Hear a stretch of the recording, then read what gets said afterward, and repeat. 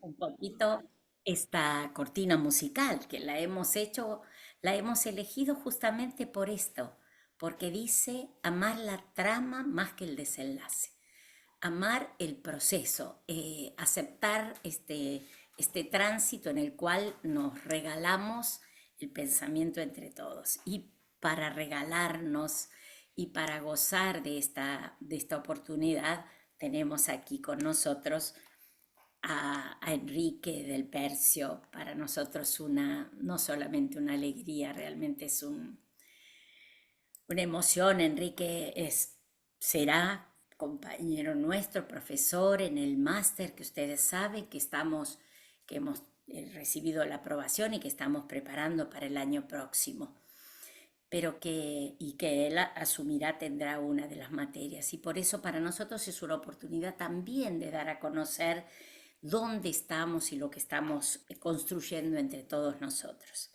Enrique del Percio es rector de la Universidad de San Isidro, doctor en filosofía jurídica y especialista en sociología de las instituciones, profesor de sociología jurídica en la UBA, vicepresidente de la Comisión Nacional de Justicia y Paz de la Conferencia Episcopal Argentina, investigador invitado en la Universidad de Londres y en el Instituto Internacional de Sociología Jurídica de Oñati, País Vasco.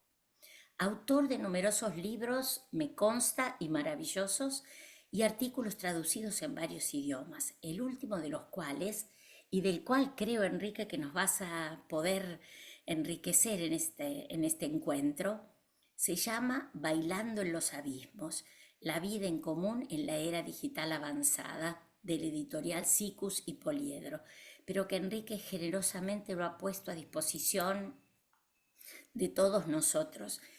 Y bueno, más que agradecerte, yo tengo que dar mi presentación de él. Y es decir, que he sido alumna de Enrique y he podido descubrir esta experiencia que todavía hoy me recorre, de alguien que se anima a hablar del presente y a pensarlo con coraje y con capacidad de diálogo. Y esta experiencia es la que para nosotros da a la filosofía la oportunidad de verdaderamente ser el espacio de encuentro, el espacio de ese ágora indispensable en la cual se construye la vida social y la vida política. Y bueno, Enrique, agradecerte tu presencia, agradecer y proponer, ¿no? Sabemos que va a ser así, pero como nos hemos propuesto un conversatorio, te queremos saludar y decirte que tenemos ya muchas inquietudes, ¿eh? Si querés saludarnos a todos. Gracias, Cecilia. Bueno, muchísimas gracias. Realmente, este, aclaro que con Cecilia somos amigos desde hace muchísimos años. Entonces, siempre los años, el calor, el afecto hacen que a veces se exagere un poco, y en este caso mucho, con los calificativos en la presentación, pero sé que lo haces con el enorme cariño que yo también te tengo a vos. Y sí quiero felicitarte, Cecilia, y en tu nombre a Estela, a María Antonieta, todo el equipo que está llevando adelante esta maestría que pronto comenzaremos a dictar en la querida Universidad Católica de Cuyo. Realmente el trabajo que han hecho acá, pero además el trabajo que vienen haciendo en tantas cosas es más que meritorio, así que para mí es una alegría enorme de poder colaborar, aunque sea un poquito, en ese laburo enorme que están haciendo ustedes. Y además también alegría de ver por aquí varias caras conocidas, aunque sea a través de la pantalla. Bueno, les cuento. Aquí el título decía, y de eso vamos a hablar, de justicia y fraternidad en nuestros tiempos. Y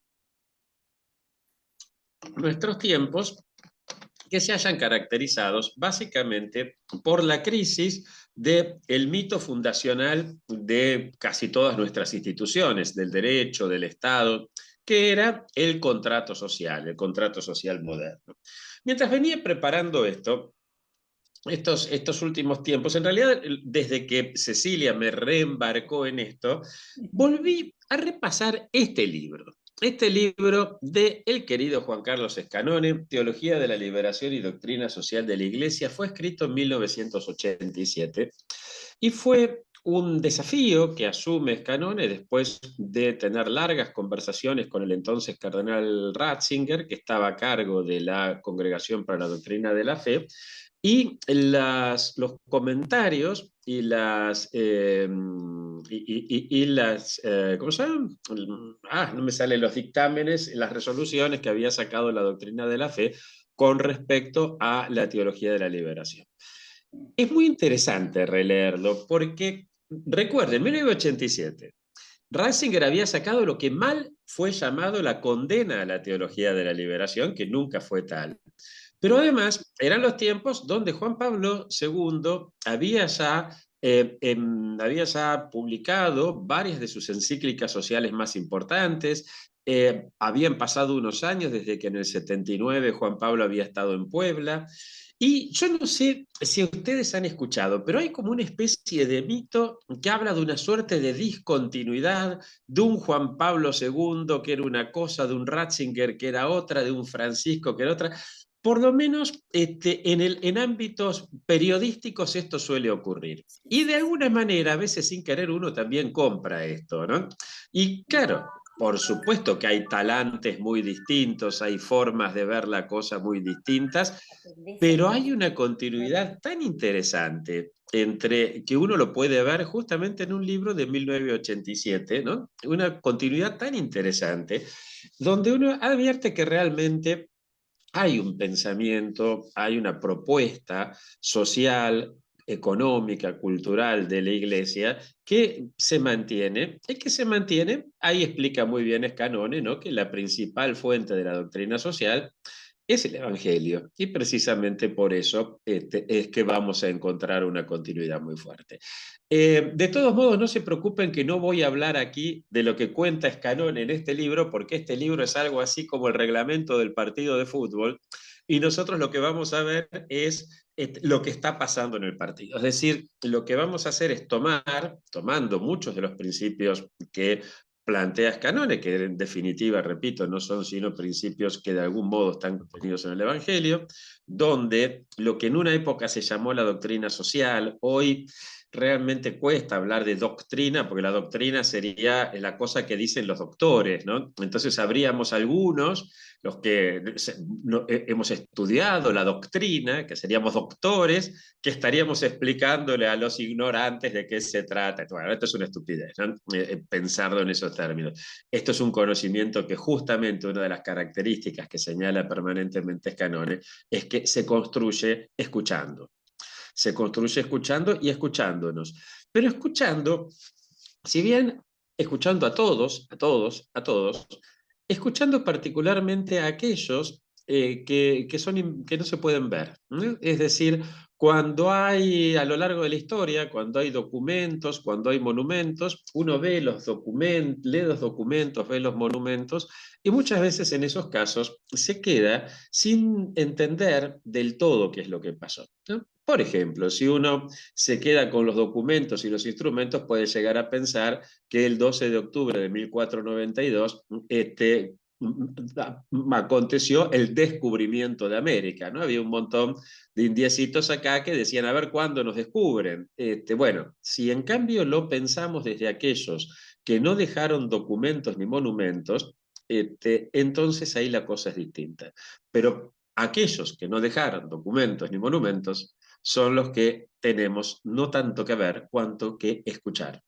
La vista, la observación implica penetrar en la realidad, pero la escucha a veces implica dejarse penetrar por la realidad. Entonces, en este sentido, es importante una constante que desde el Evangelio, es más, ahí Escanone hace una aclaración muy importante, si bien inicialmente tenemos el Evangelio, después tenemos toda la Biblia desde el Génesis en adelante, y después tenemos la patrística, y después tenemos, por cierto, los documentos que desde la Rerum Novarum de León XIII en adelante se han venido sucediendo. Eh, Estos últimos los tenemos que pensar más como mediaciones que propiamente como fuentes, ¿no? Las fuentes son la Biblia, la patrística, el magisterio constante, y lo que aparece en las encíclicas es propiamente una mediación para adecuar a cada tiempo, a cada lugar, estas enseñanzas. Bien, dicho esta presentación general, entonces, eh, decíamos que lo que hoy vemos como lo más manifiesto en cuanto a cómo pensar las instituciones es la crisis precisamente de ese mito original de las instituciones. El mito original, que es el contrato social. ¿Y qué nos pasa con el contrato social si ya de entrada aplicamos este principio de escuchar más que de ver? Pues si nosotros vemos, bueno, vamos a hablar de aquello que quienes han estudiado derecho, filosofía política, ciencia política, seguramente recordarán, y los que no, no, y no se preocupen, ¿eh? Son los nombres de Hobbes con el Leviatán, los nombres de Locke con sobre todo el segundo contrato sobre el gobierno civil, el nombre de Rousseau, que precisamente pone el nombre en el contrato social. Pero ¿qué pasa si en vez de ver lo que hacemos es escuchar? Y entonces vamos a escuchar a los que quedaron afuera del contrato social. Vamos a escuchar en primer lugar a el resto de la naturaleza no humana. ¿Por qué queda fuera del contrato la naturaleza no humana? Porque es lógico, el contrato social viene a legitimar una nueva forma de sociedad en Europa que emerge a partir de la irrupción de América en Europa. A partir de el oro, de la plata, de las mercancías, pero también de nuevas ideas, de nuevas formas de ver el mundo que implica la irrupción de América en Europa. Entonces, si antes, en una sociedad eminentemente rural, uno veía que de un limonero salen limoncitos, que de una gata salen gatitos, iba a pensar que de un conde salían condecitos y de un zapatero zapateritos y de un campesino campesinitos. Y entonces el burgués, ¿qué iba a hacer? Cuando justamente el burgués lo que viene a hacer es a romper esa estructura donde era la naturaleza la que determinaba el lugar que se ocupa en la sociedad. Bueno, pues entonces el burgués va a decir, ojo, que el ser humano es algo radicalmente distinto del resto de la naturaleza. Primer cosa que dejamos entonces afuera del contrato social. En segundo lugar, y vamos a considerar como parte de la naturaleza y por lo tanto dejar afuera del contrato social, uso deliberadamente estas palabras, a los negros y a los indios. Esos no son propiamente humanos, por más que Alejandro VI lo haya definido, y por eso la conquista católica fue muy distinta a la conquista protestante, pero en última instancia los tenemos ahí relegados. Y en último lugar, vamos a escuchar a quien también fue dejada de lado del contrato social, que es a la mujer y al espacio doméstico. Es decir, el contrato social era un contrato sobre todo entre varones que actuaban en el ágora y en el mercado, en el espacio público. De hecho, ser hombre público pasó a ser muy bueno, ser mujer pública no. Es decir, aparecen entonces el resto de la naturaleza, indios y negros, mujeres y espacio doméstico, van a ser vistos, no solo quedan afuera del contrato social, sino que van a ser vistos a la vez como peligros de los cuales defenderse, peligros a someter, o, y, o recursos para explotar. O quizás más que explotar, expoliar.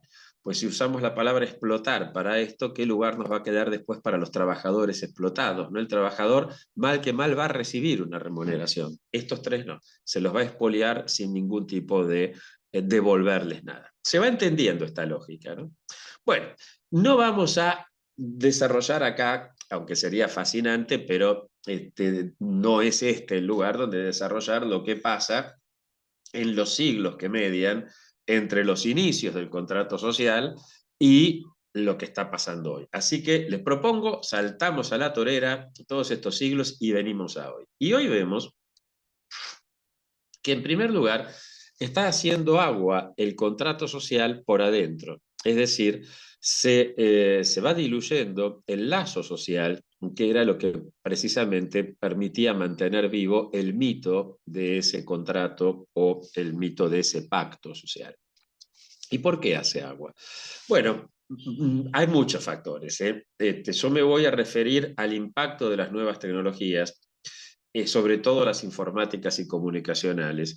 Pero recordemos siempre que estas tecnologías no aparecen, no caen en paracaídas. Son productos de decisiones políticas, de decisiones económicas. O sea, no es que un día hubo un señor que dijo inventemos Microsoft como si no hubiera existido las necesidades del Pentágono, como si no hubieran existido aportes y financiación fortísima de los estados, como si no hubiera habido una guerra fría en el medio, de modo que hacía falta en esta guerra tecnológica ver quién ganaba, y ahí estaban, repito, los estados, la financiación, las voluntades políticas.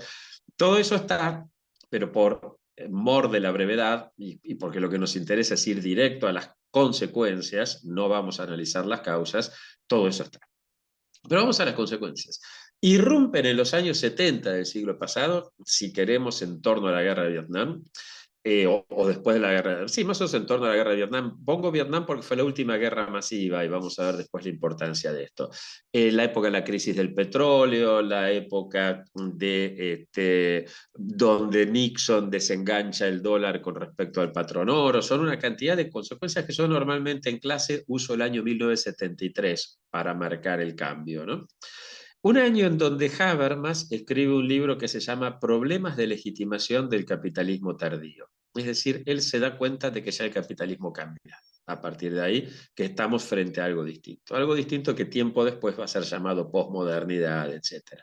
Bueno, ¿cuál va a ser los tres grandes cambios que se van a dar a partir de esta época? Tres grandes cambios que hay algo en lo cual estamos de acuerdo todos los que hacemos ciencias sociales, sea de la línea que sea, y es que primero vienen los cambios tecnológicos y después, cuando decimos después, muchas veces una y hasta dos generaciones después vienen los cambios en los valores, en la forma de ver la sociedad y demás. Pero primero es el cambio tecnológico. Cambio tecnológico que, insisto, no aparece porque sí, sino que aparece como fruto de decisiones políticas, sociales, culturales, económicas, etcétera, ¿no?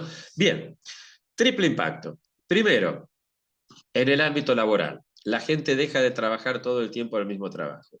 Entonces, si vos tenés una persona que entra a trabajar en una fábrica o en una oficina a los 18 años y se jubila antes, muchas veces antes de los 18, ¿no? Y se jubila en el mismo ámbito de trabajo, si trabaja 8 horas por día y muchas veces más, 5 o 6 días a la semana, estoy pensando en el periodo que va más o menos de 1800 a 1973, ¿no? O sea, desde Revolución Francesa, Revolución Industrial, Independencia de América, ponemos 1800 para poner una data, una fecha, hasta 73.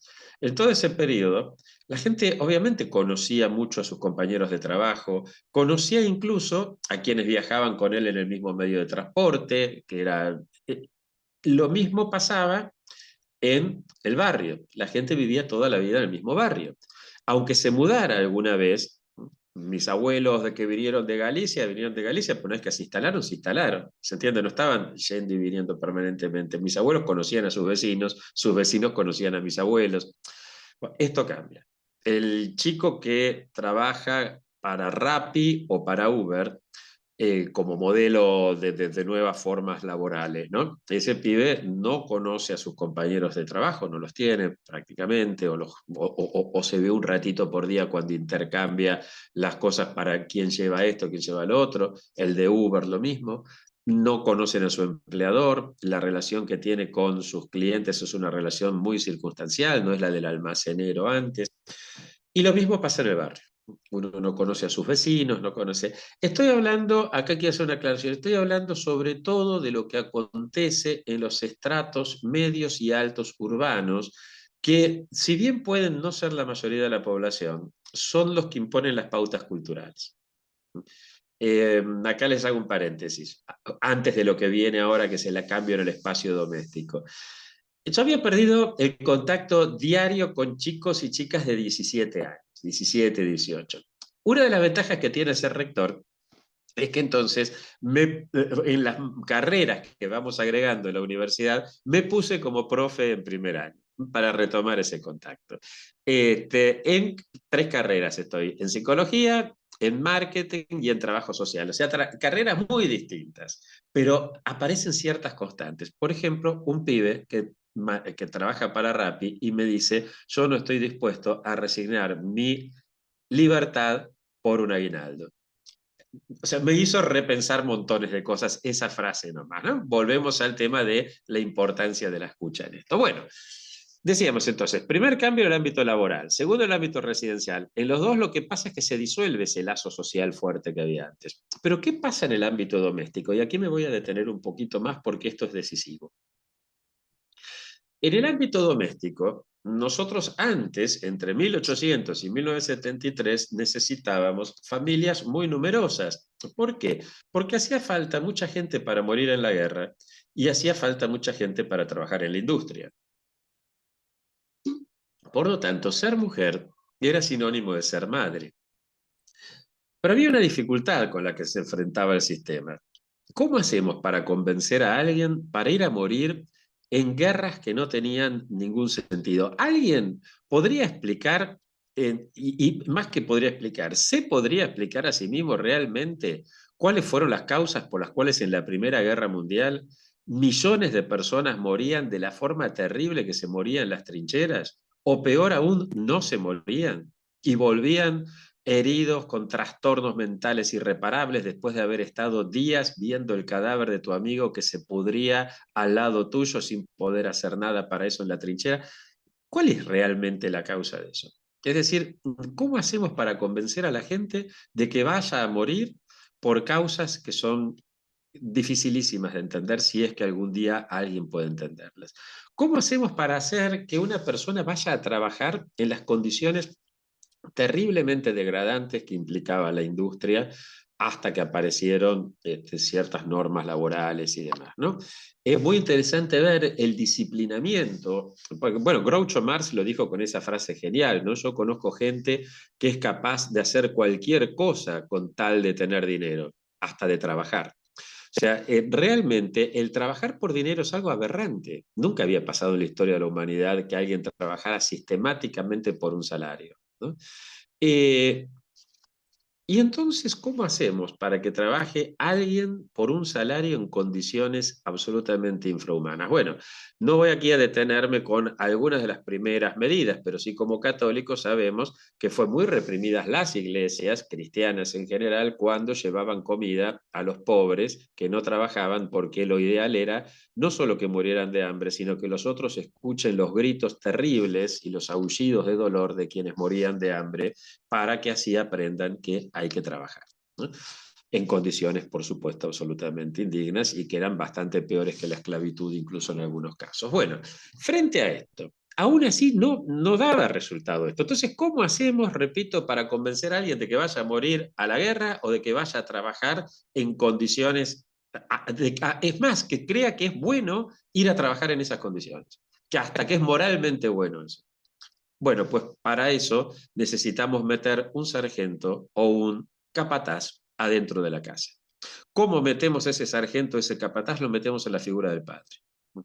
El padre de los siglos XIX y buena parte del XX estaba muy lejos de ser el padre del hijo pródigo, de ser ese Abba en el cual uno puede confiar, que nos decía Jesús. El padre de los siglos XIX y buena parte del XX, no todos obviamente, pero digamos el modelo que se proponía como padre, era el padre autoritario que cuando llegaba a su casa, cansado de trabajar todo el día, maltratado por el capataz, después de un viaje infame, eh, llegaba a su casa sin ninguna ganas de volver al otro día a trabajar, pero ahí estaba la mujer para devolverle, para levantarle el ego, ¿no? Y entonces estaban todos los nenes bien, bien limpitos y qué sé yo, y mamá que llegó papá. Y entonces el padre que se sentía, bueno, es mi autoridad la que debo ejercer acá, y el pobre hombre ejercía la autoridad que había aprendido en la fábrica. Y así como el abusado muchas veces deviene abusador, este hombre hacía lo que había mamado en el servicio militar, en el ejército, en la fábrica. No olvidemos que la mayor parte de los varones en el hemisferio norte, en esta época que estamos describiendo, participaron al menos de una guerra.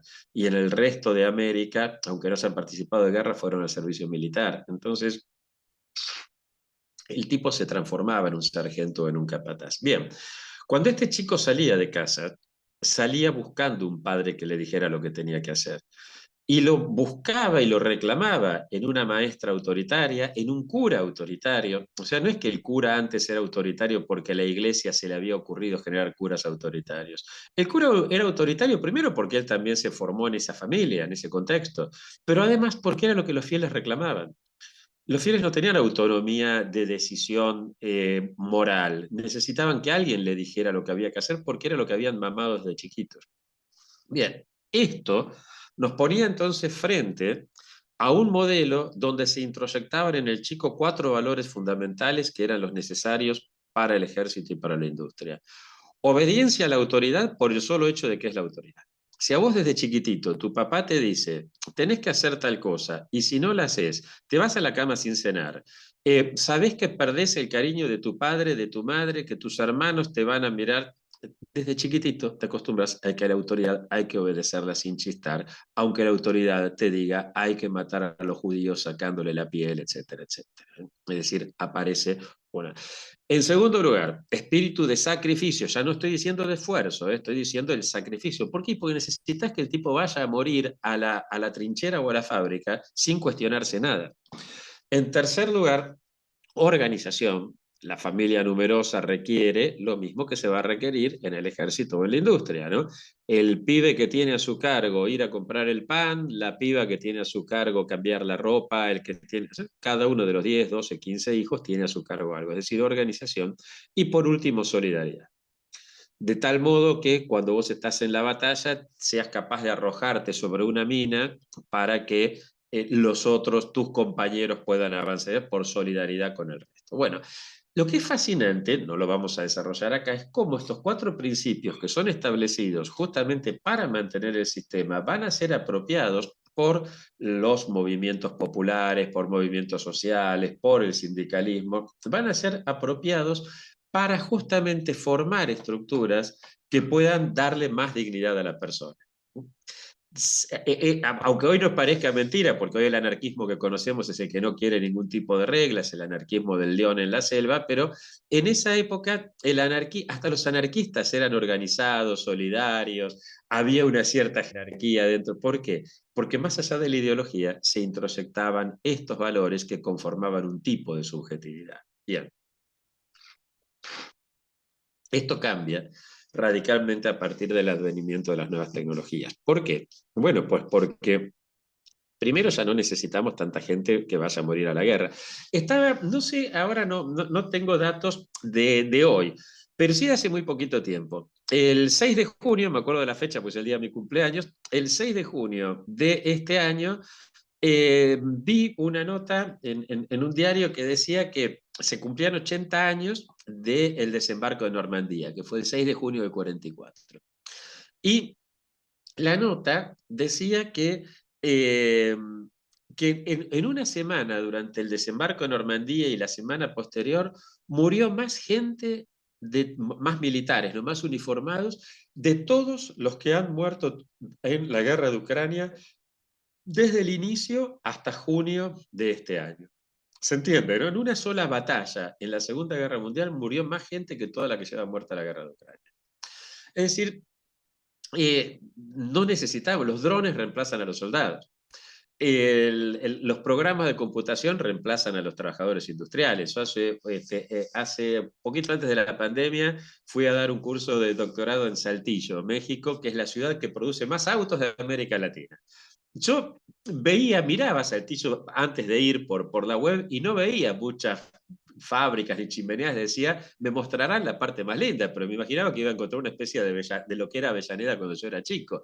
No, efectivamente no hay operarios, ¿no? Es todo totalmente automatizado, hay más funcionarios de guardia en las fábricas que los que están para producir, ¿no? Es una cosa, es decir, cambió esto. Pero, ¿qué pasa? ¿Qué estamos produciendo? Estamos produciendo productos con alto valor agregado o servicios, y servicios también con alto valor agregado. Una familia con 10, 11, 12, 15 hijos no puede salir de vacaciones a un resort todos los años. No puede ir a cenar afuera todas las semanas. Me decía un amigo hace poco, el intendente de Tigre, que está cursando filosofía en La Plata y le dieron para leer un libro mío, justamente donde hablo de esto, y me saca una foto, me dice, una vez por semana, ¿dónde viste que puede ir una familia? Ni una vez por mes puede ir. Bueno, pero digamos, más allá de la situación que estamos pasando ahora en Argentina, que yo, en Occidente en general, de lo que se trata es de eso, de que la gente pueda ir a cenar afuera, puede ir al cine, pueda ir. Una familia con 15 hijos no lo puede hacer. Cuando yo era chico, aparece la tele en color en la Argentina. Y en casa cambiamos enseguida la tele. Mis abuelos seguían teniendo la tele en blanco y negro. Entonces un día le pregunto, abuelo, ¿por qué no cambias la tele? Y mi abuelo me dice, sí funciona, ¿para qué la voy a cambiar? Vos te das cuenta de que con esta mentalidad el sistema no va a ningún lado. Necesitamos, ¿no? Mayor consumo. Bien, ahora el problema es que el consumo se lleva muy mal con los 4 valores que la sociedad había introyectado previamente. El consumo se lleva muy mal con la obediencia a la autoridad. Por supuesto que hay una autoridad difusa, que es la publicidad, pero ya el papá no le puede estar diciendo al nene, no compres esto, porque lo que el consumo quiere es que el nene pida y papá le compre, incluso que le compre antes de que papá le pida. Y esto es muy importante, que el papá le compre antes de que el nene lo pida, porque de esta manera el nene no llega a desear. Porque si el nene llega a desear, entonces cuando tiene la cosa la va a cuidar. Y aquí la idea justamente es que no le importe tener la cosa, que enseguida quiera otra. Es decir, que tenga el deseo totalmente desatado. En segundo lugar, que no haya espíritu de sacrificio, que no tenga que realizar el menor esfuerzo, que ni siquiera tenga que ir al negocio, que le baste con un clic en el celular para recibir el producto o gozar de ese servicio. En tercer lugar, no tiene que haber cuanto menos organización mejor. A lo sumo organizaremos un tour de compras, pero lo ideal es que vos individualmente vayas y compres. Pero por sobre todas las cosas, el consumo se lleva muy mal con la solidaridad. Lo ideal es que el pibe quiera ese celular porque el compañerito no lo tiene, que quiera esas zapatillas porque el otro no las tiene. ¿Se entiende esto? Es decir, los 4 valores que eran los propios de la sociedad estructurada en torno al ejército y la industria, en función de las nuevas tecnologías informático-comunicacionales, esto cambia y son 4 valores que hoy son disvalores. Entonces pasamos de una sociedad en donde se estructuraba en torno a la ley sin el deseo, porque al padre sargento capataz le importaba un bledo el deseo del hijo, lo que le importaba era que el hijo respete y cumpla la ley. Pasamos de la ley sin deseo al deseo sin ley. Cuando el chico, por primera vez en la historia de la humanidad, tenemos una generación en todo Occidente que se acostumbra, aparece el ideal de los things o los things, ¿no? Double income, no kids, single income, no kids. Doble ingreso sin hijos, simple ingreso sin hijos. Con todas las operaciones que esto implica, o sea, hubo que inventar la píldora anticonceptiva, no es que porque apareció la píldora anticonceptiva la mujer salió a trabajar, no, hubo que inventarla con todo lo complicado, pero también con todo lo bueno que esto tiene. Ojo con caer en esas visiones pesimistas que dice antes todo estaba mejor. No, estoy hablando de un antes donde la gente se mataba en las guerras, donde no. Hoy tenemos otros problemas. Como dijo Borges, a nosotros, como les pasa siempre a toda la gente, nos tocó vivir en una mala época. Lo que pasa es que a uno le parece que son peores los problemas que tenemos nosotros que los que había antes, pero son problemas serios, por supuesto. Ahora, uno no puede dudar de que la gente que hizo la Primera Guerra Mundial, la Guerra Franco-Prusiana o acá el tema de unitarios contra federales matándose de la forma en que se mataban, que en los años 70 la violencia, uno puede dudar que toda esa gente están totalmente locos. Dicho esto, nosotros hoy salió el informe de Agustín Salvia justamente para la Argentina, pero esto mismo nosotros lo venimos repitiendo y trabajando desde hace unos años porque advertimos como los rectores de universidades venimos advirtiendo como en todo Occidente, un tercio por lo menos de los chicos que entran a la universidad padecen o de ansiedad, en este orden, o de ansiedad, o de depresión, o de consumos problemáticos, o de dificultades para manejar sus emociones. Estos 4 problemas, y más de la mitad de ese tercio padece de dos de estas al mismo tiempo. Obviamente no es un problema del chico. Obviamente esto está hablando de una enfermedad de la comunidad. Y la enfermedad de la comunidad se llama justamente falta de relación. Es decir, el pibe aislado, hijo de padres que no tienen compañeros de trabajo y que no tienen vecinos estables, el pibe que no tiene hermanos, con lo cual además se le hace muy difícil convivir. Vos si tenés hermanos, vos ya saliste de tu casa puteado. Entonces ya te bancás la segunda puteada, pues ya saliste puteado. Pero en cambio, el pibe que toda la familia gira en torno a él, el colectivero le dice anda para el fondo y el pibe, ay mami, ¿qué me está pasando? ¿Qué me están haciendo? No tiene elementos como para bancarse esto. Pero sobre todo, aparece algo que es muy jorobado y que yo lo había hecho sin darme cuenta con un sobrinito mío. El decir, gracias, Nahuelito, por haber elegido nuestra familia para nacer. Es decir, le estamos diciendo al chico, vos no le debes nada a nadie, todos te deben algo a vos. Con lo cual, pensar que ese chico en algún momento va a sentir que no tiene todo lo que se le debe y después decir, ¿por qué este chico tendrá depresión, tendrá ansiedad, tendrá consumos problemáticos? Bueno, es obvio, ¿no? Entonces, pasamos, repito, de la ley sin deseo al deseo sin ley. Pasamos de Batman, que había que cumplir la ley porque la ley lo decía, de los intocables, si quieren ustedes, donde Elliot Ness hacía cumplir la ley más estúpida que puede existir, que es que uno no pudiera tomar un whisky y que en cambio tuvieras que comprárselo a la mafia. Sin embargo, ¿por qué el bueno era Elliot Ness? Porque hacía cumplir la ley. Pasamos de Batman al Guasón. ¿Por qué el pibe hoy se engancha con el Guasón? Precisamente porque el Guasón es el deseo sin ley. Es el deseo sin ley, es decir, yo quiero hacer lo que yo quiero, no quiero una ley que me impida hacer lo que yo quiero. Yo quiero ser el león en la selva que hace lo que quiere. Yo quiero ser mi propia ley, yo quiero ser mi ley. Es decir, el pibe que si hay que cobrar coimas, cobramos, total, ¿por qué vamos a tener una ley que lo impide? ¿No? Es decir, aparece entonces una idea muy fuerte del deseo sin ley. Cuando Freud plantea el psicoanálisis, lo estructura en torno a la figura de Edipo. Recordemos que Layo quiere matar a Edipo porque teme que Edipo lo reemplace. Por lo tanto, Edipo está obligado a matar a su padre, a matar a Layo, y lo reemplaza. ¿Edipo deseaba matar a su padre y acostarse con su madre? Claramente no, pero era la ley sin el deseo.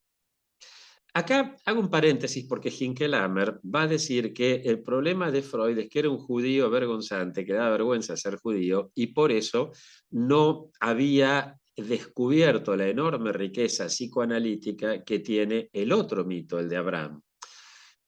¿Qué es esto de judío vergonzante? Viste vos, a mí me pasa en la facu, sobre todo en las públicas, que conozco gente que sabe un montón de tragedia griega, que te puede hablar de las 3 versiones de Medea y no tiene idea de quiénes fueron los 4 evangelistas, porque les da un poco como vergüenza, ¿no? Citar el evangelio, hablar del evangelio. Esto le pasó a Freud también, ¿no? Entonces esto dice Hinkelhammer. Si hubiera advertido la importancia de Abraham, se hubiera dado cuenta de que Abraham, mientras Layo temía que Edipo lo reemplace, Abraham deseaba que Isaac lo reemplace. Por lo tanto, lo que Abraham tenía que matar no era Isaac, sino la paternidad. Porque si él no mata ese deseo, Isaac nunca hubiera sido Isaac. Isaac hubiera sido Abraham. Es lo que nos pasa muchas veces como papá, que sin darnos cuenta lo que queremos es que nuestro hijo estudie la carrera que nosotros queremos, haga lo que nosotros deseamos, en lugar de decir, no, es tu propio deseo. Aparece entonces aquí una figura fascinante, que es la figura del padre del hijo pródigo. ¿Por qué digo que es fascinante? Porque creo que pocas veces como en nuestra época aparece en toda su dimensión la vigencia de esta figura. Recordemos que el hijo pródigo le pide al padre la herencia. El padre, si hubiera cumplido la ley, el Deuteronomio lo autorizaba a lapidar a su hijo. Eso hubiera sido la ley sin el deseo. En cambio, el padre del hijo pródigo permite que el hijo se vaya, que cumpla con su deseo. Pero el deseo sin ley necesariamente es tanático. El deseo, cuando no encuentra el límite, te lleva a la muerte necesariamente. Es decir, deja de ser deseo para transformarse en goce y ahí directamente a la muerte. Eh, Está muy bien tomar una copa de vino, sí, por supuesto. Ahora, si no tenés el límite, y lo más probable es que termines con cirrosis. Está muy bien que el chico coma un alfajor, sí, por supuesto, pero si se come 3 alfajores antes de almorzar y nadie le pone límite, ese chico después no va a tener la energía suficiente. ¿Se entiende? Es decir, el límite es imprescindible. Eh, y el límite está simbolizado precisamente por el padre, ese padre que está esperando a su hijo y que cuando su hijo vuelve, no vuelve arrepentido, vuelve simplemente porque está muriéndose de hambre. Pero sin embargo, el padre no espera el arrepentimiento del hijo, tampoco lo va a buscar. Sale sí cuando el hijo está volviendo, pero no va a él. Respeta el deseo del hijo. Y cuando el hijo llega, lo abraza y uno sospecha que quizás el hijo, después de recibir el perdón, se arrepintió. Pero esto es una sospecha que uno tiene, vaya uno a saber. Lo cierto es que aparece ahí también el hermano, que es el papanata, que nunca quiso cumplir con su deseo, que siempre fue el más timidor, el boludito, digamos, de la familia, que estaba todo el tiempo dentro de la casa y el papá, obvio, que no se va a enganchar con ese hijo paparulo. Le va a decir, bueno, flaco, pero si vos siempre estuviste acá, siempre podías tener el cabrito cuando querías, ahora vino tu hermano que volvió a vivir. Es decir, estuvo a punto de morir, casi estuvo muerto. ¿No? ¿Por qué? Porque justamente llevó el deseo más allá del límite, es decir, tuvo ese goce que es tanático. Esta figura hoy aparece como muy importante en el chico. El chico, los que somos docentes, lo vemos a diario. El pibe que se queda después de clase porque quiere tener la conversación con vos y lo que te pregunta y lo que habla es lo que lógicamente debería hablar con el padre. El pibe que está esperando que el influencer le dé permiso para hacer tal o cual cosa. Mi hija era una influencer vegana muy, muy importante, tenía cientos de miles de seguidores, los libros de ella se vendían mucho, hasta que un día ella laburaba en Villas y entonces, ya voy cerrando, porque estoy mirando el reloj, pero quiero cerrar con 2 cositas, comentarles. Ella empieza a darles a sus, va a una villa y les enseña a los pibes, pero sobre todo a las mamás, a hacer alimentos y claro, con proteína animal, obviamente. Los pibes estos necesitan queso, necesitan huevo, necesitan carne. Y entonces empieza a salir en las redes, le empiezan a decir, vos sos una asesina, literalmente digo, es lo que uno le dice, que por unos negritos de mierda, por darle de comer unos negritos de mierda, estás asesinando animales, sos una farsante. Entonces ahí mi hija dijo, bueno, no soy más vegana, esto es una locura, y entonces saca una declaración muy fuerte en torno a que ella no puede juzgar, que ella, bueno, defiende a los animales, pero no va a juzgar al otro. Y que por lo tanto, si alguien quiere comer carne, que puede comerlo. Y ella me dice, Paz, mira, Paz, voy a ir a tu casa porque van a venir a matarme acá. Y bueno, sí, venite. En vez de salir a matarla, en las redes, ella se sacó la página esa, ¿eh? Se llamaba, por si alguno de sus hijos que yo la seguía, era Samurái de Ensaladas. Aparecen muchísimas chicas, sobre todo jovencitas, diciendo gracias Paz, porque ahora yo puedo ir el domingo a almorzar con mi familia a los ravioles sin problema, gracias porque ahora puedo acompañar a mi novio a comer una hamburguesa. Entonces lo primero que a mí se me ocurrió decir es, pero qué manga de estúpidas son las que te siguen a vos, que necesitan que vengas vos a darles permiso para ir a comer con la familia. Y Paz me dice, sí, Paz, es la verdad, es eso, tenés razón, pero es esto. Es decir, el pibe está buscando un padre. Ese permiso es lo que se le tendría que pedir a los padres, pero está buscando un padre, lo encuentra el influencer, lo encuentra el maestro, el pibe se las arregla donde puede. Pero lo cierto, y para ir cerrando entonces, es que aquí vemos que el contrato social hace agua por adentro. Es decir, se quiebra el lazo social, se quiebra en la familia, se quiebra en el ámbito de trabajo, se quiebra en el ámbito residencial. Y tenemos estos pibes egoístas, narcisistas, que se miran el ombligo, que están pendientes, sí, pero al mismo tiempo esos pibes recuperan lo que el contrato social dejó afuera. estos pibes tienen un cuidado y una preocupación por el cuidado de la casa común que no la tenía mi generación cuando teníamos 17, 18 años. Estos pibes tienen un respeto por la diferencia que no lo teníamos nosotros. Nosotros ni siquiera teníamos la palabra bullying. Estos chicos tienen muy claro que puede haber alguien con una orientación sexual distinta, que puede haber alguien que use anteojos gruesos, que sea obeso, que sea, sí, no lo van a estar bardeando por eso. Aparece, y no es casual, que es en los años 70 del siglo pasado, donde aparece en 1972 la Carta de Estocolmo, la Carta de Perón a los pueblos del mundo, el Club de Roma, hablando de los límites del crecimiento, es decir, desde espacios políticos totalmente distintos, hay algunos que empiezan a decir, cuidado con dejar afuera al resto de la naturaleza. Aparece el feminismo, dice, si bien aparece bastante antes, es ahí cuando se acuña la frase y cuando empieza a tomar fuerza un movimiento que se centra en decir lo personal es político, lo doméstico es político. Y aparecen también las luchas por los derechos civiles en el hemisferio norte, por los derechos sociales en el hemisferio sur, que se van a ir haciendo cada vez más carne. Uno dice, pero si este chico está votando a un señor que dice hay que matar de hambre a los jubilados, hay que, no importan los desvalidos, no importan los... Sí, pero este chico tiene las mismas incoherencias que tiene cualquiera de nosotros. No podemos exigirle a un chico que no tenga la incoherencia que tenemos los seres humanos. Hace unos años hubo un jugador de fútbol chileno que dijo, yo no tengo por qué estar de acuerdo con lo que pienso. Y muchos se rieron. Sin embargo, cualquiera que sepa un poquito de psicoanálisis se da cuenta que no es para reírse. Estaba diciendo lo mismo que nos pasa a todos. Eh, ¿Cuánto tiempo tengo, Estela? Bueno, las 8 menos 10, así que estás muy bien. Si te Perfecto, yo parece, estoy mirando el reloj acá, también quiero terminar antes de las 8, por eso tengo el reloj, así que entonces para ir ya cerrando.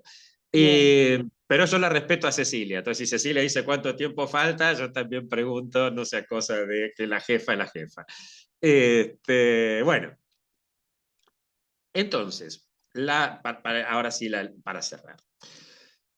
Nosotros teníamos una sociedad estructurada en torno al ejército y a la industria que básicamente planteaba una dicotomía casi irresoluble. O existe el individuo y no existe la sociedad, y por lo tanto la libertad es la clave de bóveda. Pensemos en Margaret Thatcher, ¿no? que hacía de esta frase un leitmotiv, pero que era muy frecuente. O del otro lado, existe la sociedad, el proletariado, el pueblo, como lo quieras llamar, pero el individuo no existe. Y entonces la igualdad es la clave de bóveda porque ninguno puede ser diferente. Cuando la libertad es la clave de bóveda, excluyente del resto, entonces lo que voy a pensar es mi libertad. ¿Escucharon, no? Esa frase, mi libertad termina donde empieza la de los demás. Es decir, el otro va a ser un estorbo a mi libertad. Y por lo tanto, como el otro es un estorbo para mi libertad, que se embrome el otro si no tiene que comer, si no tiene salud, si no tiene nada, porque eso va a ser un estorbo a lo que yo quiero hacer con mi dinero, con mi libertad de transitar. Del otro lado, si la igualdad es la clave de bóveda, en nombre de la igualdad voy a poder cercenar derechos individuales, voy a decir, bueno, si tengo que mandar 10 millones de personas a morir a la Unión Soviética, a morir a Siberia, digo, que se vayan, total, lo importante es la igualdad. Pero ¿qué pasa si yo salgo de la atmósfera del contrato social? El contrato social, tanto una postura como otra, se basaban en una idea que es muy propia de la subjetividad europea. El primero que va a enunciar esta frase rarísima que voy a decir ahora fue Locke en 1689, en el segundo tratado sobre el gobierno civil. Él va a decir, yo soy propietario de mi cuerpo. O sea, esta idea de yo soy el dueño de mi cuerpo y de mi vida es una idea rarísima. Solamente la filosofía étnica blanca plantea algo así, y esta postura va a ser compartida en líneas generales por los estratos medios y altos, sobre todo blancos, del resto del mundo, particularmente de América Latina. Las filosofías más universales como puede ser la filosofía bantú, la filosofía andina, la tupí guaraní, la nahuatl, lo que van a decir es: yo estoy siendo mi cuerpo y mi vida. Si yo, a mí, Enrique, si me sacan mi cuerpo y mi vida, ¿dónde quedo yo? ¿Dónde está ese yo que sería dueño de mi cuerpo y de mi vida? ¿Se entiende, no? El problema que esto entraña. Ahora, si yo, esto igual se refleja en un montón de cosas, ¿eh? Un minutito solo, podríamos hablar de fútbol.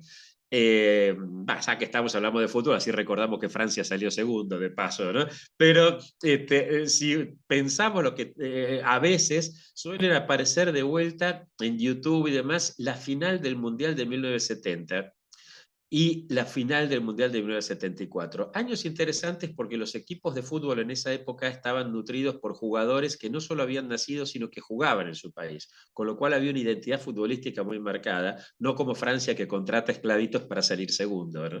El caso es que cuando vemos la final donde Brasil le gana 4-1 a Italia, es una final donde Brasil no tiene ninguna estrategia, pero son corpos que juegan fútbol. La filosofía tupí, guaraní y la bantú, que son las filosofías propias del pueblo brasilero, implican eso. Pelé, Jairzinho, Ribeirinho eran cuerpos que jugaban al fútbol, ¿no? No importaban grandes estrategias. En cambio, cuando uno ve la final entre Alemania y Holanda, eran yoes que daban órdenes a su cuerpo. ¿Se entiende la estrategia?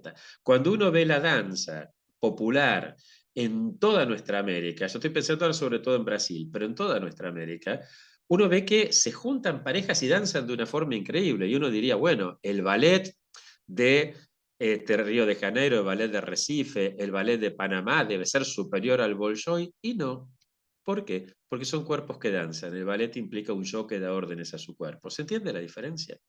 Si yo creo que yo soy el dueño de mi cuerpo y de mi vida, voy a pensar la vida en común en términos de sociedad, porque yo me asocio con los demás. Pero si yo en cambio pienso que estoy siendo mi cuerpo, entonces mi vida, mi corporalidad, depende de que alguien haya provisto esta indumentaria, de que alguien haya permitido que el agua llegue a la canilla y de que alguien haya permitido que la yerba llegue al almacén, pero además va a permitir, de que alguien haya hecho estas paredes, pero además también va a implicar que haya ancestros que le hayan enseñado a estos cómo hacer estas cosas.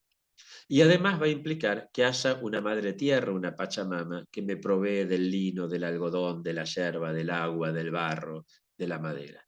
Es decir, y entonces ahí yo voy a sentir que tengo que cuidar de ellos, porque no porque haya derechos de la tierra, sino porque hay una cuestión de lógica y reciprocidad. Si a mí alguien viene y me hace un regalo, cuando esa persona me invita, yo le voy a llevar el regalo.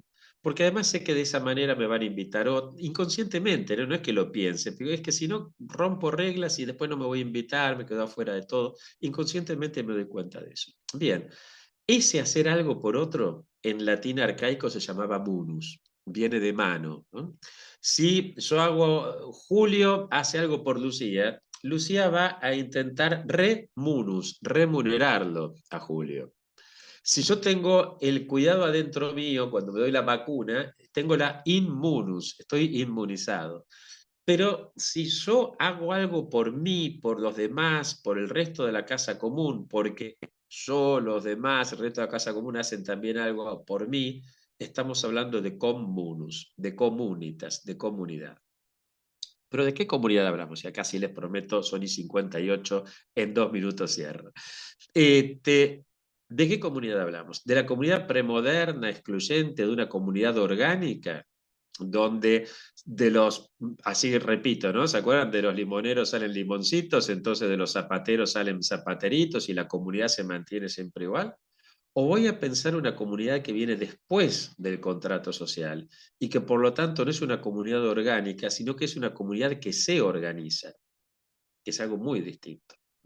Asumiendo y respetando la diferencia. Una comunidad que ya descubrió que lo contrario de la diferencia no es la identidad. Lo contrario de la diferencia es la indiferencia. Y la identidad se construye con la diferencia. ninguno de nosotros es igual a sí mismo. La enorme sabiduría que nos plantea el saber que somos imagen y semejanza de un Dios que es uno y trino, de un Dios que se constituye en y por la diferencia. Entonces, si yo creo que lo que existe es el individuo y no la sociedad, voy a pensar en la libertad como clave de bóveda. Si pienso que lo que existe es el proletariado, el pueblo entendido en forma sustancial y no el individuo, voy a pensar en la igualdad como clave de bóveda. Pero si yo pienso que lo que existe es la relación mía conmigo mismo, porque no soy del todo igual a mí mismo, con los demás, con el resto de la naturaleza, voy a pensar en términos de fraternidad. Y acá cierro con esto. ¿De qué hablamos cuando hablamos de fraternidad? No estamos hablando de la fraternidad boba de mi tía Eduviges, que dice cómo me gustaría vivir en un mundo más fraterno donde todo el mundo se quiera. Mi tía Eduviges no tiene hermanos. Fraternidad viene de frater, hermano. Todo lo que tenemos hermanos, sabemos que los hermanos se pelean. ¿Por qué? Porque las relaciones son horizontales. Porque justamente lo que nos dice la fraternidad es que fuera de casa no hay padre ni madre. No hay una madre útero que nos contenga y no hay un padre que ponga las reglas. Rómulo mata a Remo y funda Roma, los hermanos Ayar se matan y fundan el Cusco, Tupí se pelea con Guaraní, forman... Pero me voy en este último minuto, simplemente mencionar los hermanos de la Biblia. ¿Qué nos está queriendo decir el Génesis cuando nos habla de que el hombre expulsado del paraíso lo primero que hace es matar a su hermano? ¿No nos está diciendo, ojo con pensar la fraternidad de una forma boba? ¿Qué es lo que nos está diciendo cuando nos dice que el primer esclavo, Cam, el primer esclavo es hermano de Sem y de Jafet? Nos está diciendo, el esclavo es tu hermano. ¿Esto qué significa? ¿Que hay que tratarlo bien al esclavo? Sí, también significa, ojo, que te puede matar porque es tu hermano. Cuando yo estuve en el 2010, en el 2011, perdón, en Sudáfrica, me llamaba la atención que muchos colegas blancos me decían que después de Mandela vivían mejor que antes, porque antes siempre tenían miedo de que la cocinera, el jardinero les corte la cabeza en algún momento. ¿Por qué? Porque los blancos no se daban cuenta de que el esclavo era su hermano. ¿Se entiende? Si no te das cuenta, estás en problemas. Bueno, Jacob y Esaú, José y sus hermanos, o sea, lo que nos plantea la Biblia es que está el conflicto.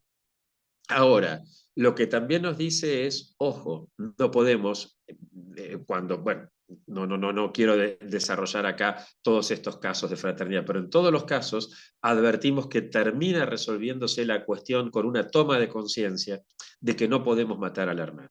Desde Caín en adelante aparece esto, es decir, el Papa Francisco va a decir que primero tenemos la fraternidad inmadura de pensar que sería la fraternidad en su estado inicial. Mato a mi hermano porque estamos en relaciones horizontales y la relación horizontal estimula el conflicto. La vertical no. El sargento puede odiar al teniente, pero tiene que cumplir con lo que dice el teniente si quiere seguir dentro del ejército. O sea, la relación vertical disuade el conflicto. La horizontal lo estimula.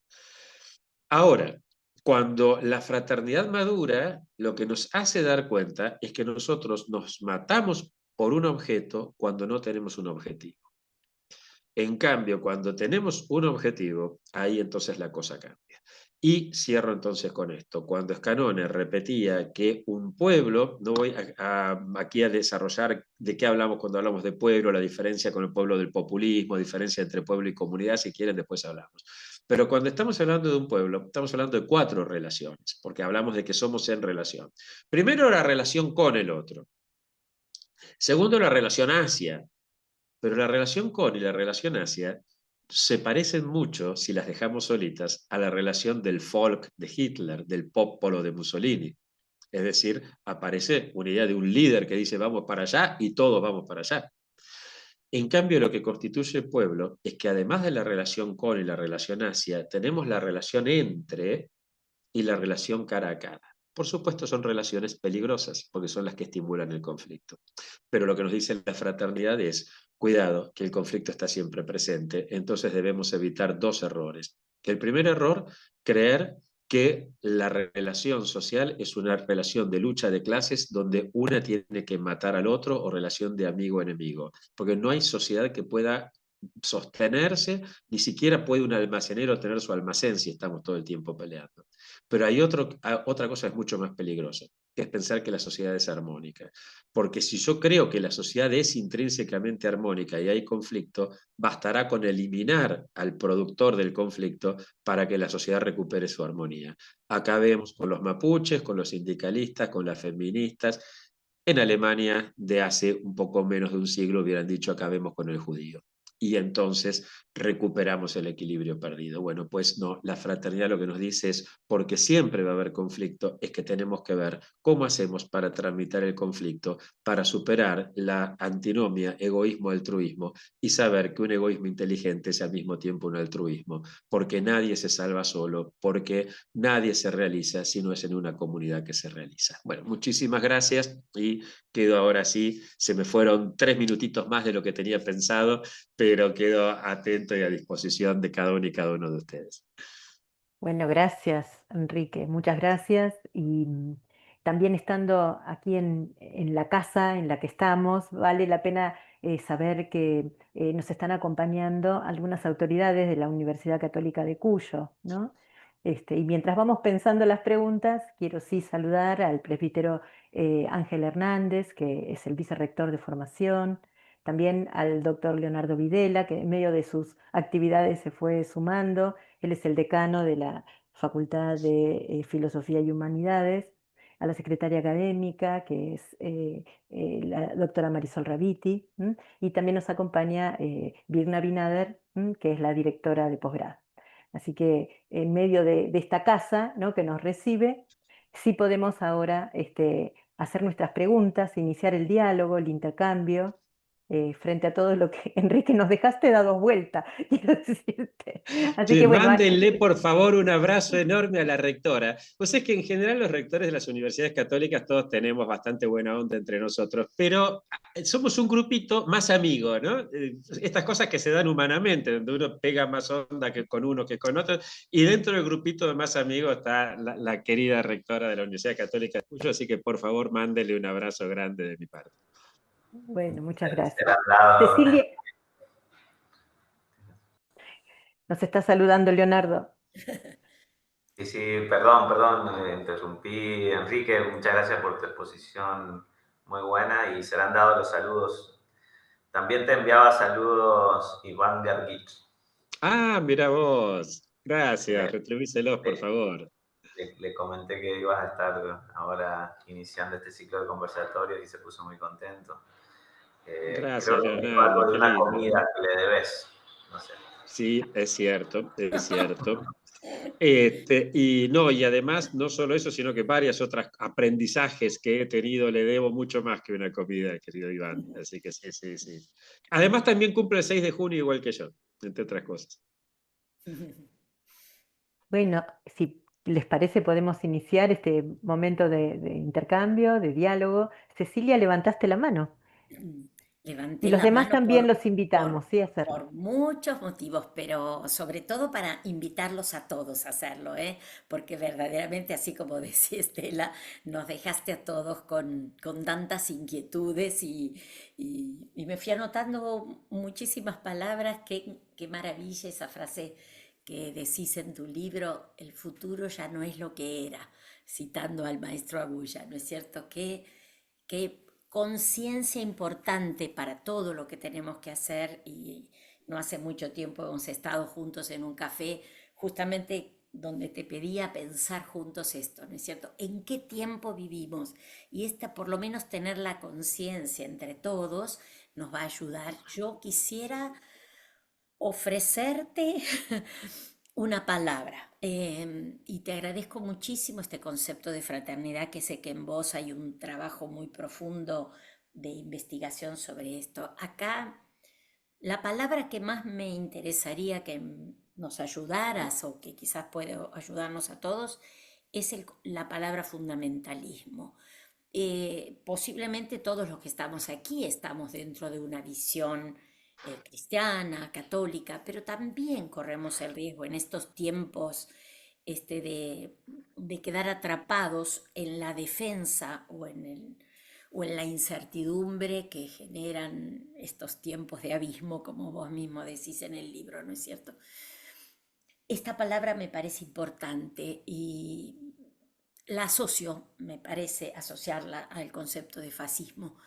Y por lo tanto a una conciencia de que esto puede generar no solamente una actitud personal de cerrazón, sino una actitud social de agresión al otro. Esto simplemente querría decirte para empezar este diálogo que querría que tenga muchísimas manos levantadas. Gracias, Cecilia. Sí, te agradezco muchísimo la pregunta porque es un tema fundamental. Cuando entra en crisis, pensemos cuándo surgió los fascismos, que técnicamente podemos llamar fascismos, ¿no? Hace 100 años atrás. ¿En qué marco? Primero, había entrado en crisis la idea de pueblo. La idea de pueblo que hasta ese momento, hasta lo que Ortega llamó la rebelión de las masas, hasta la evolución de aquel momento de la revolución industrial, pueblo era sinónimo de ciudadanía. Entonces la discusión era quiénes son ciudadanos, y las mujeres y los trabajadores, pero a partir de la irrupción de las masas esto cambió. Y entra en crisis la idea de ciudadanía. Cuando entra en crisis la idea de pueblo, ese concepto va a ser llenado por la idea de populismo. ¿Qué diferencia hay entre pueblo y populismo? El pueblo del populismo es un pueblo que aparece discursivamente y por reacción a, ¿no? O sea, aparece normalmente un líder carismático que dice, aquellos son los malos, nosotros somos los buenos. Inventa un pueblo a partir de ahí, que por supuesto no se sostiene más allá de lo que pueda sostenerse ese líder. En cambio, el pueblo, en el sentido que estamos pensando nosotros, aquí estoy basándome sobre todo en Francisco, que a su vez lo toma de Kusch y Escanone, que es la idea de pueblo como una construcción histórica que parte de un núcleo ético-mítico. Es decir, son dos cosas totalmente distintas, pero cuando ese pueblo entra en crisis, lo que aparece es reemplazado por el populismo. Cuando la autoridad entra en crisis, ese lugar es reemplazado por el autoritarismo. Cuando el profesor no tiene autoridad, lo que hace es, porque la autoridad viene de augere, de hacer crecer. Si vos en tu clase, pibe, digo la clase de profesor universitario, no el de la secundaria, porque eso es otra cosa. Es una labor ímproba del profe de secundaria que tiene un desastre total enfrente, que es la familia. No hay peor enemigo de la educación secundaria que la familia. Solamente hay algo peor y ese grupo de mamis. Pero todo lo demás es nefasto, porque antes el pibe tenía, claro, antes el pibe que buscaba el reconocimiento de los padres, con lo cual se esforzaba.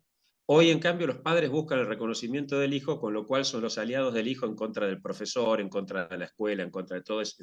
Hoy tenemos que ver cómo hacer para dejar a la familia fuera de la escuela. Es muy complicado, sobre todo para los que creemos todavía que la familia tiene algo para aportar, ¿no? Pero bueno, el caso es que la crisis de autoridad, que también la hubo hace 100 años, dejó lugar al autoritarismo. Y cuando entra en crisis el fundamento mismo de la vida en común, ¿por qué yo voy a vivir con los otros y los otros me molestan? Ahí aparece el fundamentalismo. Cuando el ejército y la industria regulaban todo, para todo el mundo era importante la instrucción, no la educación, pero sí la instrucción, porque era importante que toda persona supiera que el ángulo recto tiene 90 grados, o sea, cosas mínimas, tener una idea de historia, aunque sea una historia ideológica, lo que quieras, pero todos teníamos que saber quién fue el creador de la bandera, quién. Hacía falta instrucción y hacía falta salud. Pero cuando el mercado y por lo tanto había un fundamento de la vida en común, que estaba dada por esos conocimientos que habíamos aprendido en la escuela. ¿Se entiende esto, no? Ahora, cuando es el mercado, dejamos la salud y la educación en manos del mercado, entonces vamos a tener salud y educación de buena calidad para los ricos, y salud y educación que va a dar el Estado para los pobres. Y cuando hay una salud para los pobres, a la larga tenemos una pobre salud. Cuando hay una educación para los pobres, a la larga tenemos una pobre educación. Y entonces los pobres no van a entender para qué la vida en común, para qué un Estado, para qué una comunidad que a ellos les da salud de cuarta y educación de cuarta y represión. Y los ricos tampoco van a entender para qué la vida en común si ellos están pagando impuestos para que tengan salud y educación, otros porque ellos tienen que pagarse su propia salud y educación. Entonces se pierde la idea de un fundamento de la vida en común. Cuando entra en crisis la idea de fundamento, ese lugar es llenado por el fundamentalismo. La palabra fundamentalismo, que saben ustedes, proviene justamente de un cristianismo que no encontraba fundamento. Para un cristianismo totalmente bíblico y encima de una Biblia que no tenía nada que ver con lo que pasaba en la realidad. Y entonces, ¿qué hacen estos? Bueno, como se quedan sin fundamento, se hacen fundamentalistas. Ahora, populismo más autoritarismo más fundamentalismo constituyen el suelo fértil para que venga alguien que le eche toda la culpa de los problemas al enemigo.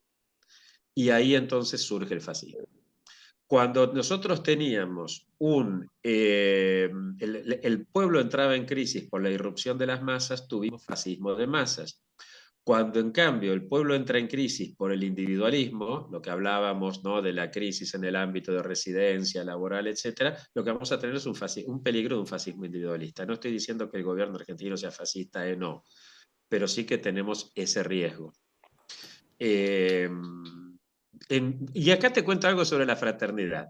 Yo escribí Ineludible Fraternidad en el 2014, Sí. tuvo mucha repercusión en Corea, en Estados Unidos, en Europa, pero en el ámbito para el cual yo había dirigido ese libro tuvo muy poquita repercusión. Con lo cual dije, bueno, no se entendió para dónde yo escribí, siempre estaba ahí peleando con dos, ¿no? Me peleaba, por un lado, con el kirchnerismo más ultra que decía todo es amigo enemigo y tenemos que ir a la pelea, y con ese manto, ¿no?, de Macri y Scioli que decían no, somos todos buenitos y por lo tanto la culpa la tienen o los sindicalistas o las feministas o los mapuches. Yo estaba discutiendo con estos dos lados. Bueno, acá no se entendió, afuera mucho, pero como yo escribo para mi realidad, dejé el tema fraternidad. Hasta que en el 2019 vuelve Ojea, Monseñor Ojea, de ver a Francisco y me dice, tenés que retomar el tema de la fraternidad. Porque justamente el gran problema que tenemos hoy es una libertad desembosada que al no haber fraternidad no es más que la ideología encubridora del egoísmo. Entonces, por mandato eclesial, retomé el tema fraternidad y el primer artículo que publicó cuando sale la Fratelli Tutti, la Universidad del Salvador me lo publica, se llamó Fratelli Tutti, los peligros del fascismo individualista, ¿no?, donde planteaba esto y retomaba el tema fraternidad. Pero igual lo voy a dejar, el tema fraternidad, porque sigue sin entenderse, sigue sin entenderse que es un concepto de una riqueza enorme y parece como que fuera un concepto banal, así que no sé si vale la pena seguirlo. Pero bueno, gracias por la pregunta, Cecilia, querida. Bueno, Estaba tenemos primero Jorge y después Guille, si no me equivoco, ¿no? En la forma de levantar la al mano. revés, al revés. Al Primero revés, Guille. al revés. Bien, bien. Guille Contreras, entonces. Guille, bajaste la mano. Bueno, Entonces, tiene- Jorge. ahí Jorge.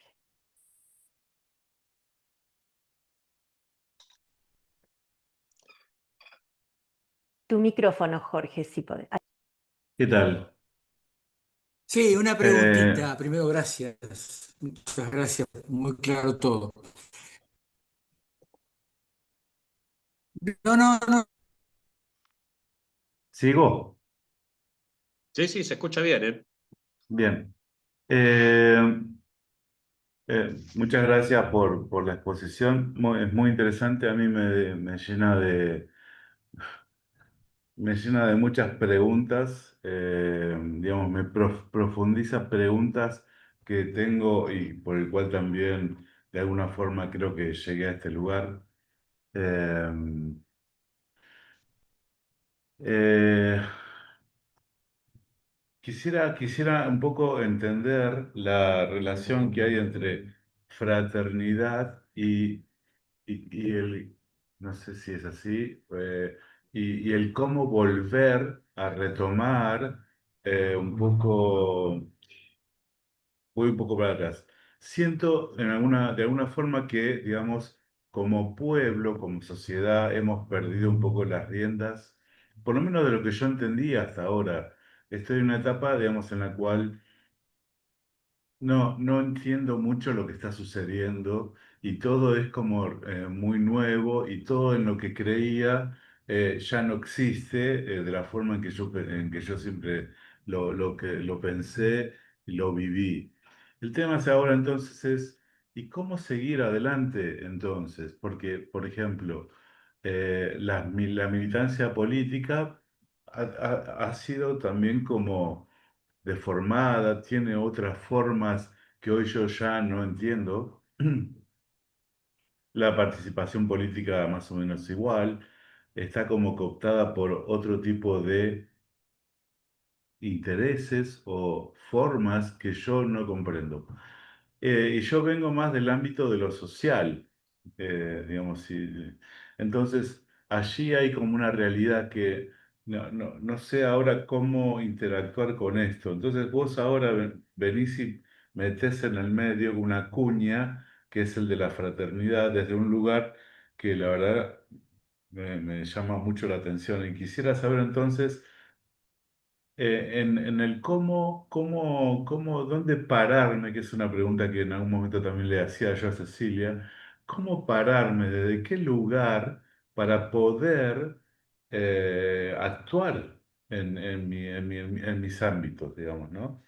¿Se entiende? ¿Se Porque por un entiende? lado, Tan bien se entiende que te repito el título del libro donde hablo de estas cosas, Bailando en los abismos. O sea, bien, justamente no tenemos ya más suelo firme. Ahora, ¿se acuerdan me ustedes del llama correcamino? mucho, me gusta mucho también por otro lado el título de ese libro, Bailando. Porque yo soy estudiante de danza y Ah, entiendo perfectamente, es una gran herramienta simbólica para entender a veces las cuestiones de la vida y de la sociedad. Entonces, bueno, eso es.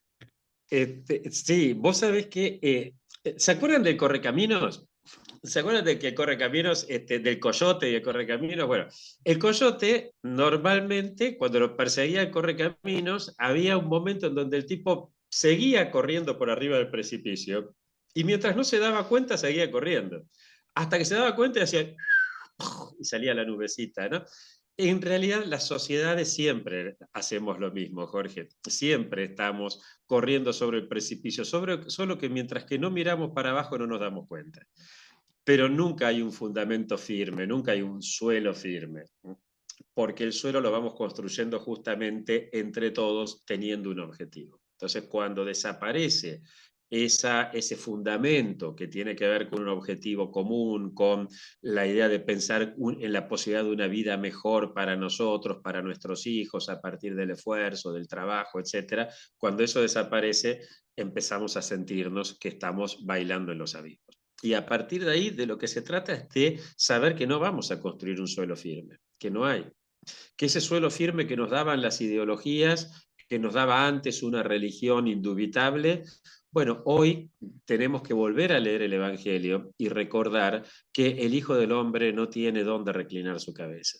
Es decir, no hay un lugar donde nosotros podamos decir, bueno, aquí sí estamos tranquilos. A mí me gusta mucho leer para esto, de hecho en otro libro que se llama Tiempos Modernos, que también está de acceso libre y gratuito, a medida que se va pasando el tiempo desde que firmé contrato con las editoriales, voy levantándolo y subiéndolo a la web, ¿no? Y ahí me dedicaba a estudiar el inicio de la modernidad. Calculen ustedes, vos imaginate que sos un tipo que en cualquier lugar de Europa o de América se duerme en 1491 y se despierta exactamente 40 años después, en 1531. La diferencia de esos 40 años es mucho más grande que la diferencia que puede haber entre alguien que se durmió en 1985 y se despertó hoy. En esos 40 años vos te dormiste pensando que la Tierra era el centro del universo, que había una sola religión indubitable, que el señor feudal era el que gobernaba, que el gótico era el único estilo posible, y te despertaste 40 años después, ya te apareció la cúpula platónica reemplazando al aristotélico gótico, te aparecieron cambios, te aparecieron los protestantes, te apareció que el burgués es más importante que el noble, que el reloj es más importante que el campanario de la iglesia, y te apareció un mundo que gira alrededor del sol. Ese hombre es el que termina desembocando en otras certezas firmes como es la de Descartes. si yo creo que todo está, dudo de todo, de lo único que no dudo es de que dudo. Y si no dudo de qué dudo es porque pienso, y si pienso es porque existo, y a partir de esto empiezo a construir otras cosas. Igual, durante 200 años, los tipos estuvieron también bailando en los abismos, desde Descartes hasta Revolución Francesa, Revolución Industrial, que ahí permitieron inventar algo que les dio un suelo firme. Inventaron la idea de naturaleza y el derecho romano. El derecho romano jamás había existido, fue un invento que trató de hacerlo Justiniano en el siglo VI, pero en Bizancio, y no pudo ni siquiera él aplicarlo. Lo que tomó eran ideas de juristas romanos de 600 años antes, no lo pudo aplicar. Pero hizo una hermosa digestión, por eso se llamó digesto, codificando, articulando, metiendo un códex, todo eso. Entonces, en el siglo XIX, entre la Revolución Francesa, la Revolución Industrial, todo este caos, hubo unos tipos que dijeron, inventemos el derecho romano. Para poder, perdónenme, pero 2 minutos, pues esto es importantísimo. Para poder inventar el derecho romano, tuvieron que hacer que no se dicte más filosofía del derecho en las carreras de filosofía, que no se dicte sociología jurídica en las carreras de sociología, que no se dicte historia del derecho en las carreras de historia, que no se hable de derecho en las carreras de ciencia política, porque si no todos se hubieran dado cuenta de la farsa. Pero sobre esta farsa se monta algo muy firme. Y de la mano de esta farsa viene otra farsa, que es una idea de naturaleza, no como la entiende Santo Tomás de Aquino, como algo que cambia, que muda, sino como algo que es semper idem. Entonces, las familias de orden natural, sí, por supuesto, pero nadie dijo que la familia de orden natural es el papá, la mamá y los hijitos. No, es de orden natural porque siempre hay familia. Pero en la época de Jesucristo la familia era una, en el siglo X era otra, en Europa, y otra en la India, y otra. Es decir, pero lo que tranquiliza y lo que permite un asentamiento firme es el derecho romano más la idea de naturaleza. Son dos inventos. Pero bueno, la sociedad durante 2 siglos se manejó con esos inventos. Hoy descubrimos que eran falsos. Y sí, nos molesta, sí, claro, pero pasó muchas veces en la historia de la humanidad. Si querés, pasó en el siglo I cuando irrumpe el cristianismo. Recuerden el inicio ese de la obra de Marguerite Yourcenar, de Antino, ¿cómo se llama? Memorias de Adriano, que arranca justamente diciendo, era demasiado temprano para los nuevos dioses, era demasiado tarde para los dioses antiguos, ¿no? Entonces estaban viviendo eso. O sea, muchas veces la humanidad vivió etapas como esta. Y bueno, nos tocará ver, bailar en los abismos.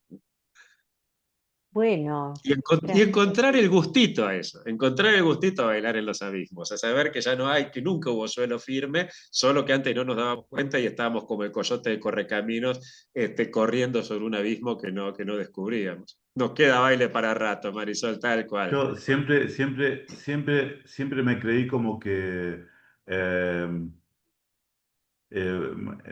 como que siempre me he manejado muy bien en el caos, ¿no? Inclusive el caos que a veces tiene la danza y que propone la danza, digamos, rompiendo.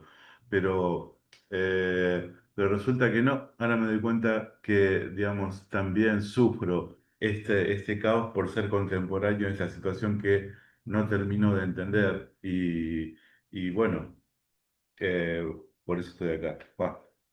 ¿Qué Muchas danza gracias. haces? ¿Qué tipo de danza Dan- haces? Hago danza contemporánea y danza flamenca.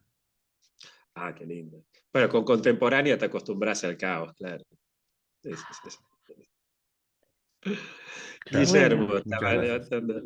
Ah, Susana, ¿qué hacemos con los jóvenes? No sé si primero Guillermo y después Susana, que es muy buena esta Bueno, pregunta. y ya estaríamos gracias. cerrando, Enrique, ¿sí? Dale, dale. Empezaría yo porque arranqué detrás, se ve que tengo problemas de conectividad, ¿puede ser? Dale. Bueno, primero, muchas gracias, muy claro todo. Segundo, rapidito. Nombraste a los sindicatos y como que se apropiaron de estos 4 principios del cual hablabas. Obviamente es así. Y también dijiste el tema de los sindicatos y la representatividad, que está en crisis no de ahora. Pero el otro día, este fin de semana, estuve en la falda en un representatividad, porque se le plantea a los sindicatos que tienen que salir a representar a aquellos que no están representando, ¿no? Hacer lo que dice Papa Francisco, ampliemos la carpa. Y un sindicalista me dijo, sí, pero ustedes me están pidiendo que yo represente a los que no quieren ser representados por mí. Y vos, Enrique, hoy lo dijiste en este ejemplo, ¿no? Cuando hablaste de este trabajador, ¿no? Que en su moto, en su bicicleta reparte y dice, yo no cambio mi libertad, entre comillas, libertad, en realidad le están enajenando la libertad por un medio aguinaldo. Y el tema es que por ahí vos también lo dijiste desde otro punto de vista, no están cobrando ese medio aguinaldo porque están en negro, ¿no? O sea, ¿alguna opinión, Enrique, sobre el tema del rol del sindicalismo? Por ahí es muy amplia la pregunta, pero bueno, ya No, está formulada. sí, te propongo, te pongo en contacto con Quique Aguilar y los compañeros de farmacia, porque estamos justamente, les cuento de paso, entre la Universidad de San Isidro y la Universidad Bausata y Mesa de Perú, estamos rescatando lo que fue la vieja UTAL, la Universidad de los Trabajadores de América Latina. Precisamente estamos dictando diplomaturas trabajando eso, el nuevo rol del sindicalismo. No me quedan ya son y media, así que ahí nos meteríamos en otro tema, pero donde claramente al sindicalismo le cabe un rol muy importante y el rol, creemos, no voy a desarrollarlo, es solamente decir dos cosas. La salud y la educación son dos cuestiones que el pibe de Rappi se da cuenta en algún momento que le faltan, sobre todo cuando el pibe de Rappi pasa a ser papá o tener familia o algo de esto, le empieza a preocupar. Bueno, quizás uno de los roles del sindicalismo sea decirle, ojo que si no nos organizamos, no hay salud ni educación posible. Te repito, da para muchísimo esto, ¿eh? Pero para no dejar sin ninguna respuesta. Y por último, sí, me parecía que era muy buena la pregunta que estaba por ahí de qué hacemos con los jóvenes, pero quizás la pregunta sea al revés, ¿qué harán los jóvenes con nosotros? ¿No? Es decir, ahí me parece que hay que aprender algo interesante de los pibes y es cómo anteponen la idea de cuidado. El futuro se debate entre devastación o cuidado. ¿Qué es lo que triunfa dentro del chico? ¿El león que quiere acabar con todos en la selva, que quiere comerse a todos, sobre todo el león humano que no tiene límite para su deseo, que es el deseo sin ley, o triunfará el espíritu del cuidado de la casa común, del cuidado del diferente, del cuidado del otro? Yo no sé si no podemos hacer algo con los jóvenes, si podemos ayudarlos a que quizás sea el cuidado lo que triunfe y que por lo tanto ellos mismos puedan realizarse también. Enrique, yo te agradezco en nombre de todos nosotros porque verdaderamente este momento lo esperábamos y bueno, así como decía Jorge, nos pusiste en condiciones de pensar. Fue un desafío arrancar con la filosofía, pero creo que fue un interesantísimo desafío. Nos moviste la estantería de todos nosotros y la gratitud que estaban expresando las personas, lo dice también. Gracias, gracias verdaderamente. Esto era lo que queríamos. No generar respuestas simples, generar la razón de conversar, la razón de que el diálogo sea el espacio en el cual encontremos cada uno de nosotros en sus modos y en sus tiempos estas respuestas que, bueno, que nos van a ir ayudando a seguir caminando y que para nosotros es la responsabilidad del título que hemos puesto, la responsabilidad de discernir el presente. No queremos responder al presente, queremos acompañarnos sinodalmente a hacerlo así y por lo tanto un gracias enorme, también un gracias por la generosa disposición de tu libro, Enrique, que yo he disfrutado profundamente y que me parece que puede dar a muchos de los que están aquí, que conozco, respuestas interesantes sobre esto que nos has dicho. Infinitas gracias a cada uno de los que ha participado, a todo el equipo del CLADES y por supuesto de la Universidad de Cuyo, donde estamos concibiendo este sueño de que los cristianos nos permitamos un pensar y un actuar que hagan de nuestra fe un camino para transformar la realidad y no simplemente una expresión de deseo o una expresión emotiva, individualista, ¿no es cierto? Y por eso, ¿cómo no podíamos pensar en vos para empezar con esto? Gracias, gracias a cada uno de ustedes, ¿eh? Que tengan muy buenas noches. Un avisito, Cecilia. Gracias. ¿Cómo no? ¿Cómo no? Nos vemos el próximo viernes, tal vez. Nos vemos el próximo viernes, ¿cómo no? Ustedes saben que cada uno de los viernes tendrá matices distintos, así como hemos comenzado con la filosofía. Ahora nos acercaremos a esta intuición de la novedad del Evangelio que, así como decía Enrique, necesita desempolvarse para responder, para encontrar el diálogo con el presente, ¿no es cierto? Y esto será una maravillosa tarea de Alberto y Ben en nuestro próximo encuentro. Seguimos invitándonos, invitando a los amigos de ustedes también a participar de este espacio que por supuesto deseamos que sea de muchos.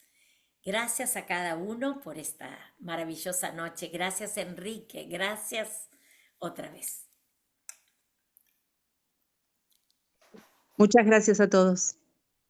Muchas Gracias a todos.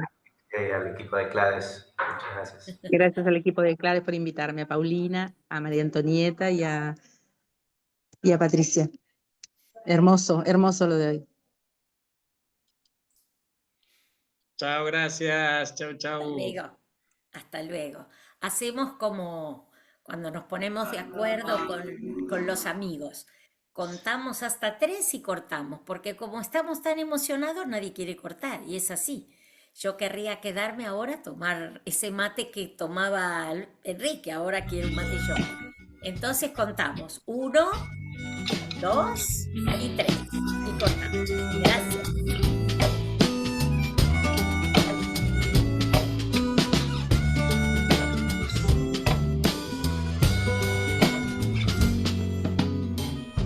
Camino por Madrid en tu compañía, mi mano en tu cintura, copiando a tu mano en la cintura mía. A paso lento, como bostezando, como quien besa el barrio al irlo pisando, como quien sabe que cuenta con la tarde entera, sin nada más que hacer que acariciar aceras. Y sin planearlo tú acaso, como quien sin quererlo va y lo hace, te vi cambiar tu paso hasta ponerlo en fase, en la misma fase que mi propio paso. Oh, ir y venir, seguir y guiar, dar y tener, entrar y salir de fase.